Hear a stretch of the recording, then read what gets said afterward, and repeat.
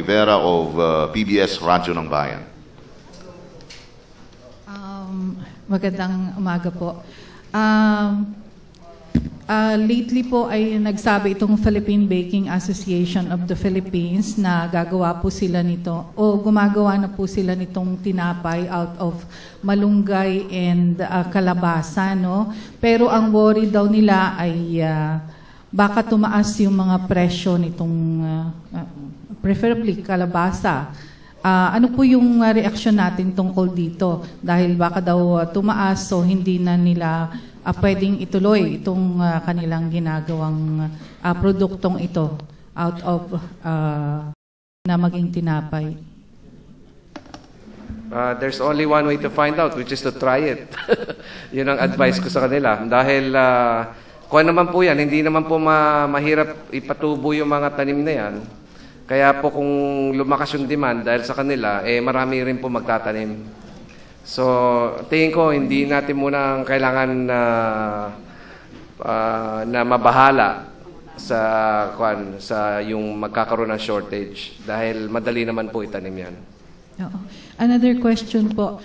Kumusta na po yung ating OTOP na mga OTOP sa iba't ibang probinsya? Ano po yung pinaka masasabi nating very successful na OTOP?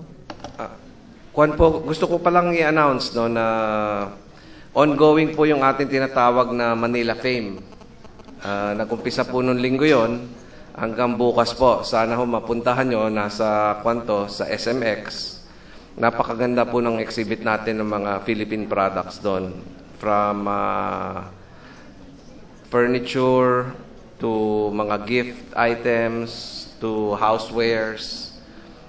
Sobrang ganda po, makikita nyo yung creativity ng mga Pilipino. Marami po doon sa mga produkto doon galing po sa ating OTOP program. At yung mga different kinds of handicrafts, makita nyo. From also jewelry. Ang gaganda na po ng ating pang-export po karamihan to.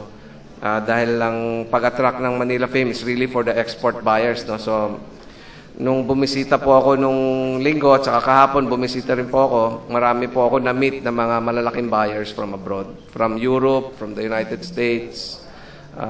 At maganda po ang review nila. Sabi nila, maganda po yung nangyayari dito. Nag-upgrade na talaga tayo in terms of quality of the products. Ang kailangan po natin trabahuin, yung costing lang natin. Medyo mataas pa rin yung cost natin. Pero yung quality po and creativity, nandun na po tayo.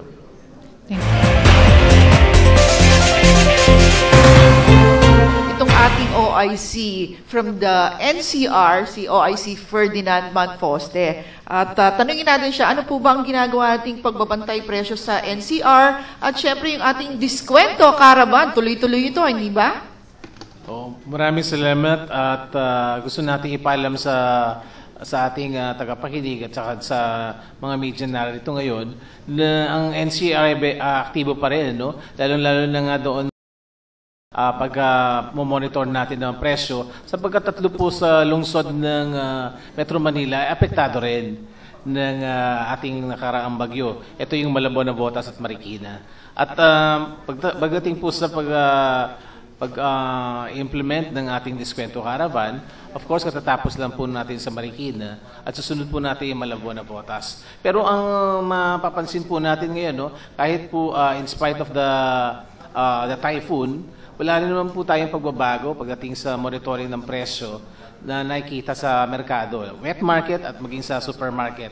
Pagdating lalo na po sa basic and prime commodities na jurisdiction ng DTI. So, medyo stable ang ating ngayon, ang presyo ngayon po. At natutuwa naman tayo. At of course, dito naman sa Consumer Welfare Month, meron ding inihanda po ang DTI NCR pagdating po sa destruction ng mga confiscated products po natin. No? Ito po yung angle bars, Christmas lights. These were confiscated as of last year pa po at may mga kaso po na ating natapos na. Kaya po for destruction na yan at magkakaroon kami ng full length destruction by October 28.